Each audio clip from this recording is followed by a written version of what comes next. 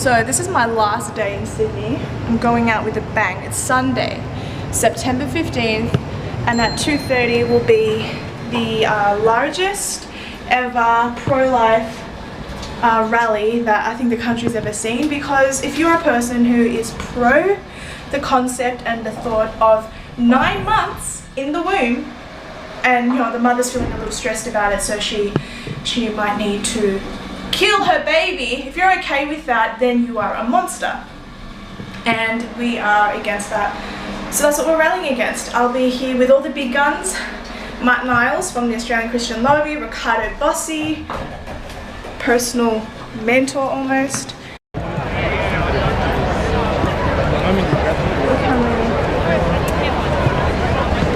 It's a good thing I'm here because I don't want the media to say that hardly anyone showed up, because there's people everywhere.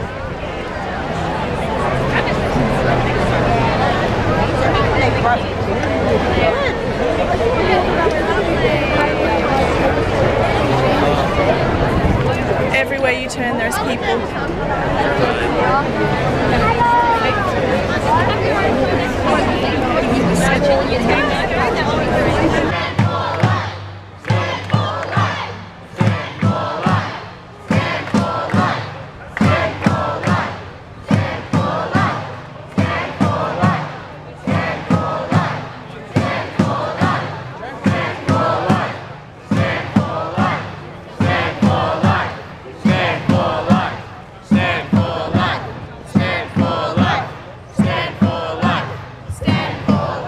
Was it 2016 that kind of got you on the political road?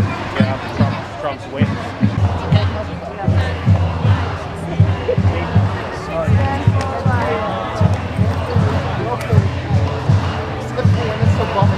Okay. Hi Martin, how are you? Hi dear, I'm doing good. Good. Are you pleased with the turnout today? I think so. I'm trying to get a vantage point to see the size of the crowd out there. It's huge. I can't really see it all. Maybe I'll climb a tree or something. It looks like thousands of people have showed up just as we wanted. Do you feel like the media will say that only 100 showed up? Who knows? I mean, let's wait and see. I mean, last time I think maybe they just didn't expect more than 100 people to show up, and so they were kind of still in that headspace of like, really? Is there this many pro-life people in the world? Because they live in a bubble. Exactly. Yeah. Well, I'm from Victoria, and we already have these abortion laws, so it's really nice that New South Wales is fighting against it. What are your thoughts? Look, I think that it's great to see that people have actually found their voice this time. It went through in Victoria a number of years ago, and I think that people probably didn't quite believe just how bad it was. There's late-term, pain-capable babies being aborted, there's no protection for doctor's conscience, gender selection abortion's fine, you know, babies born alive left to die, 300 odd in Victoria in 5 years. People just don't believe the cruelty and inhumanity of it, but you know, enough years have passed that now they're suddenly realising, yeah, it's true, it's bad, and we've got the quiet Australians here in force, and they're showing up to say it's bad, which is great. And what do you say to people who would say, what kind of a God would allow abortion to that point? What kind of a God would allow abortion to that point? People well, it's not God that's aborting babies, it's people that are aborting babies. Exactly. I mean, we're sitting here saying, well, choice, right? Oh, you know, people need to have rights and autonomy. That's not God's love. God's love isn't saying you will die for me. God died for us, and it's a profound difference. Okay, cool. Thank you so much for letting me interview. No worries. Nice to talk.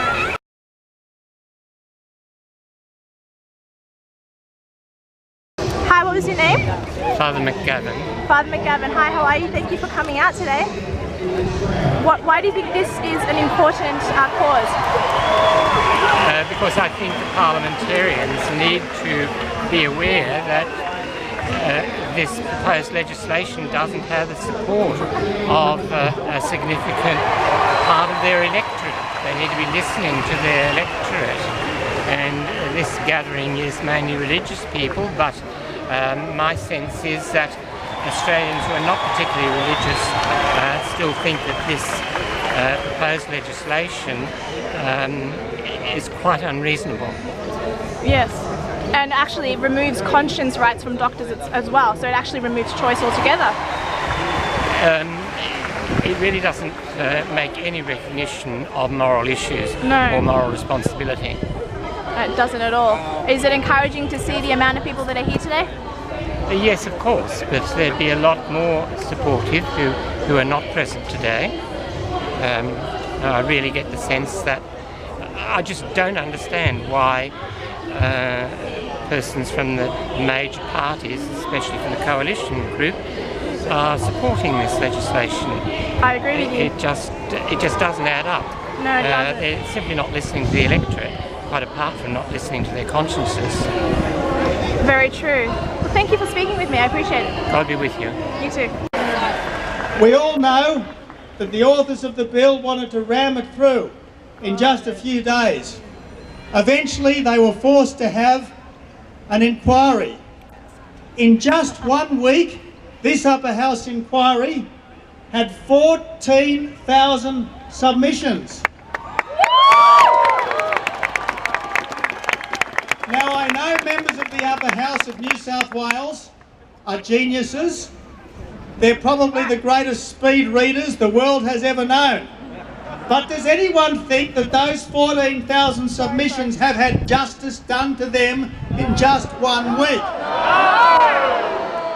By contrast, a bill to end cruelty towards battery hens, would you believe, that had a 7-week inquiry and they got just 500 submissions. Well, I don't want to see cruelty to anything. I'm all in favour of a good deal for battery hens, but I think the babies of this country deserve better than that.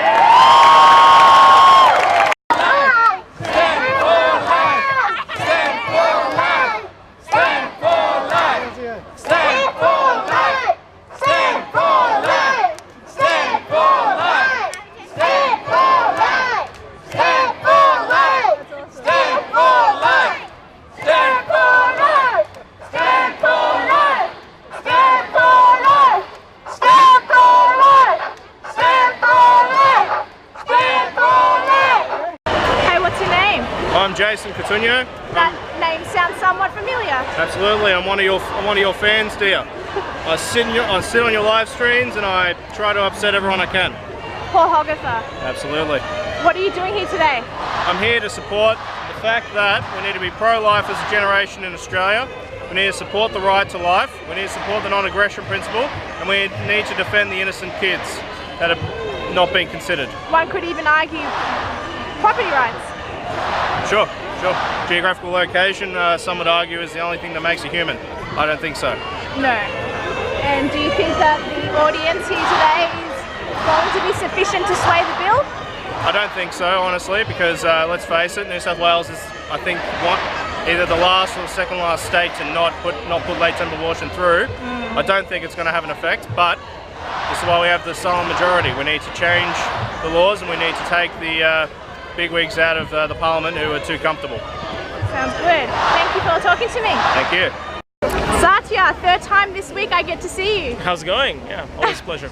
Always a pleasure. Now, you're in a strange position that you're actually not technically a pro-lifer like me, but No. you're still here supporting the event. Why?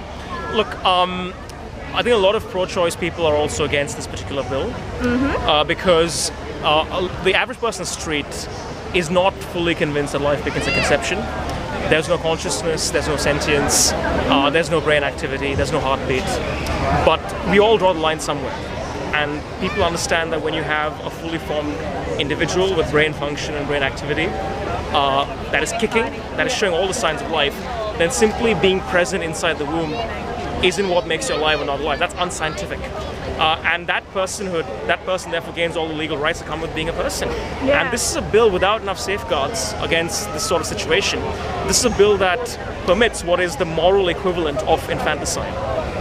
And a lot of pro-choice people, myself included, have a big issue with this.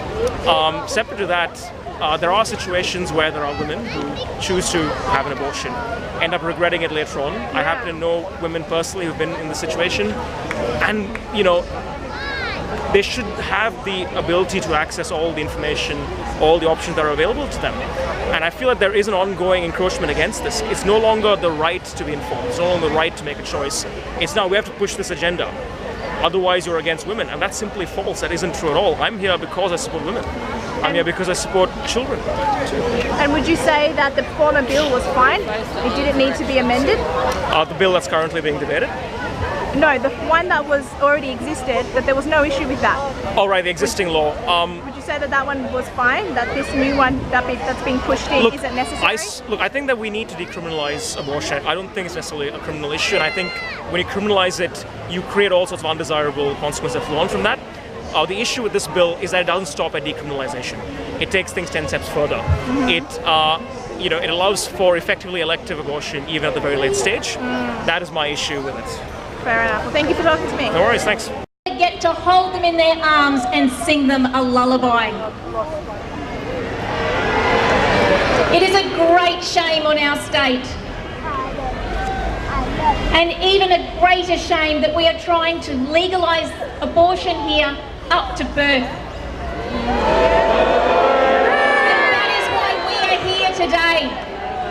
We are here in our thousands today to say, not in our name. We are here to say we stand for life. We do not agree with what the parliamentarians are doing. We do not agree with the Premier allowing government time to debate this bill. And we are here to stand in solidarity with the parliamentarians who are brave enough to stand with us and represent us in Parliament. There's not one person here who was not born. Not one. Exactly.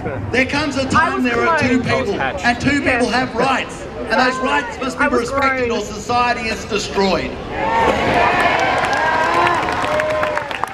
But if you want to kill somebody, how do you do it? How do you do it? You dehumanize them. Oh God, they keep putting You give them another word. You don't call them a person. You go through a process so you can work out, how do I kill this person? Well, I'll call them a fetus. I'll call them before 22 weeks or after 22 weeks. I'll come up with some reason, the only purpose of which is to kill them. An abortion doesn't work unless the child dies. Exactly. Okay, I am here with Father Paul Rouse. How are you? Very well, thank you so much. Tell us why you're here today. I'm here to support life, to oppose this dreadful kill bill, and to stand up for women and their unborn babies. And what do you think of the fact that they're trying to replace an abortion bill that already existed, that already seemed fine, even though I would have opposed the original one, but now they're trying to bring it to an even worse level where it removes doctors' conscience as well. What do you think about that? It's a terrible violation of so many human rights. So we're protecting not only the rights of the unborn, but of mothers and the doctors as well. There's so many people who are going to be adversely affected by this bill. It's just bad for New South Wales, bad for everybody. We have to get rid of it. This is certainly an issue that the Catholic Church has been strong on. Do you think that there's ever a chance that we can revert back to more humane bills, or are we reaching a time in humanity where this is not the case? There's always hope, but we have to work so hard, and we just have to keep up the fight. It can never stop until this terrible abortion bill and the abortion industry is completely defeated and eradicated.